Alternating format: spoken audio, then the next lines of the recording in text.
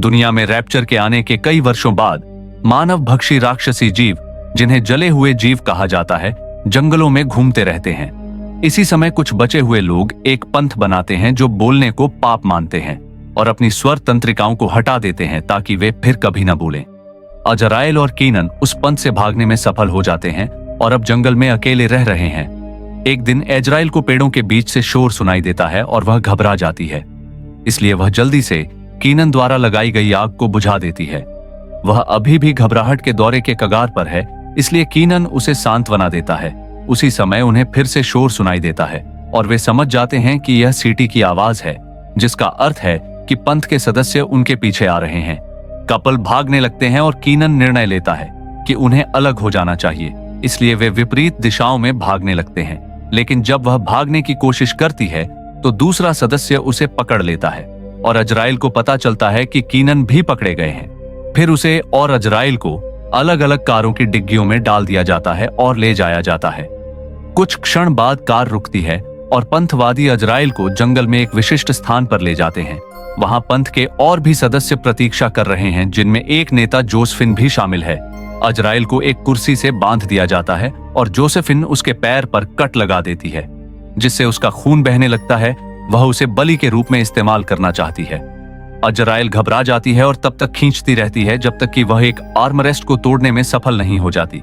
एक पंथवादी तुरंत उसे भागने से रोकने के लिए वापस आता है और अजराइल उसकी पकड़ के खिलाफ संघर्ष करता है।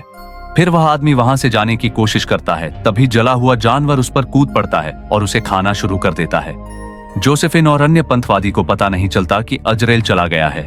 कुछ समय बाद जब अजराइल नदी के किनारे अपना घाव धोने के लिए रुकती है तो वह कुछ जड़ी बूटियां भी इकट्ठा करती है और उन्हें अपने घाव पर लपेट लेती है। जब वह काम कर रही होती है तो एक जला हुआ व्यक्ति धीरे धीरे पीछे से उसके पास आता है। सौभाग्यवश वह उसे बहुत नजदीक आने से पहले ही सुन लेती है और भागकर एक बिल्डिंग के अंदर छिप जाती है। अजराइल सबसे अंधेरा स्थान चुनती है और वहीं स्थिर खड़ी रहती है, जबकि जला हुआ व्यक्ति उसे ढूंढते हुए अंदर झांकता है, लेकिन वह उसे देख नहीं पाता, इसलिए वह वहां से चला जाता है। इसके बाद अजराइल सड़क ढूंढ लेती है और टायर के निशानों का अनुसरण करना शुरू कर देती है, जब तक कि उसे पंथ का शिविर नहीं मिल जाता।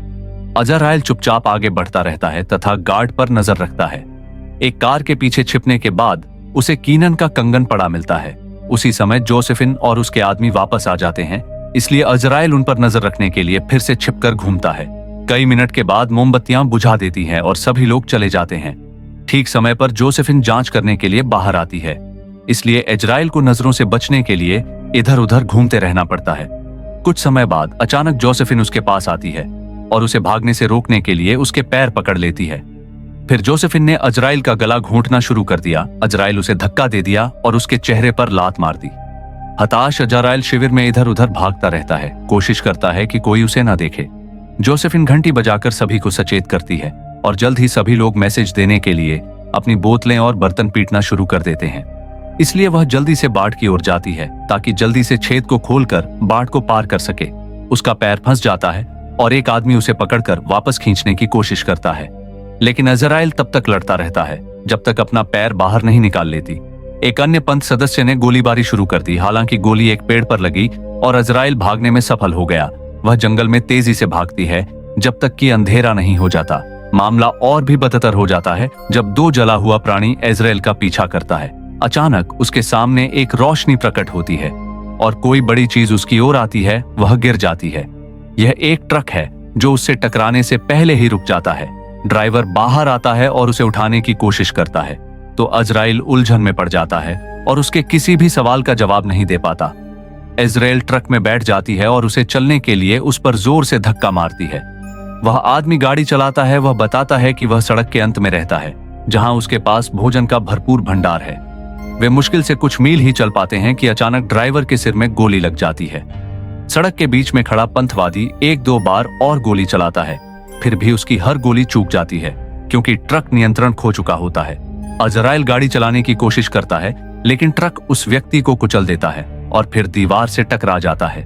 कुछ मिनट तक बेहोश रहने के बाद अजराइल को होश आता है क्योंकि उसके सिर से भारी मात्रा में खून बह रहा है।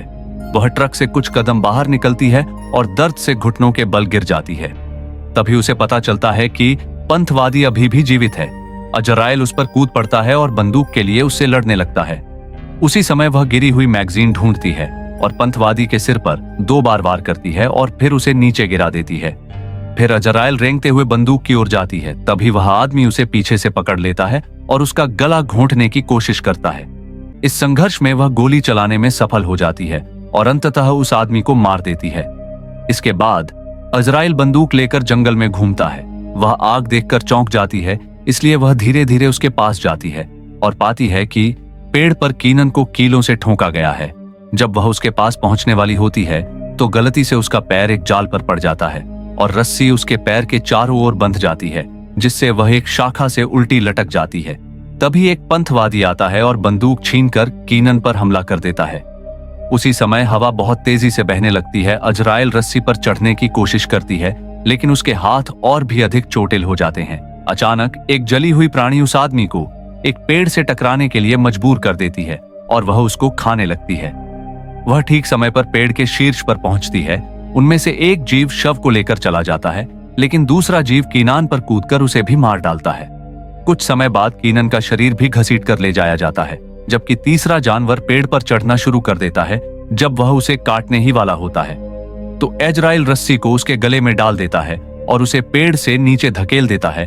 वह गिरने से बच जाती है, लेकिन जानवर लटका हुआ मृत अवस्था में है।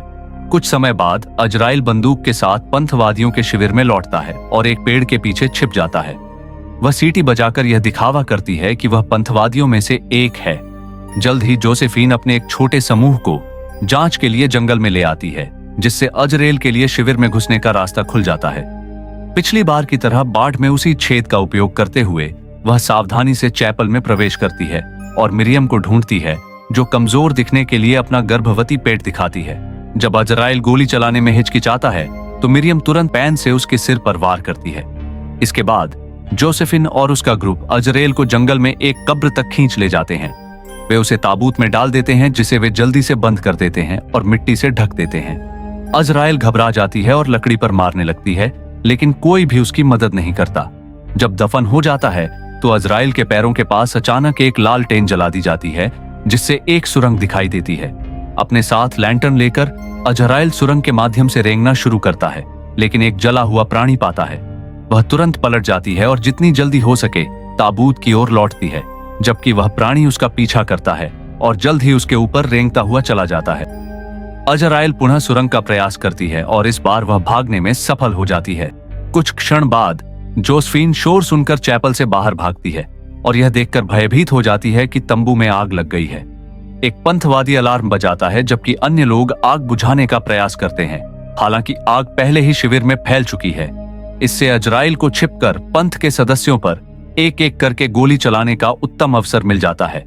जोसेफिन भयभीत होकर देखती है और दूर जाने की कोशिश करती है, लेकिन अजराइल उसके पेट में गोली मार देता है, जिससे वह धीरे धीरे मर जाती है।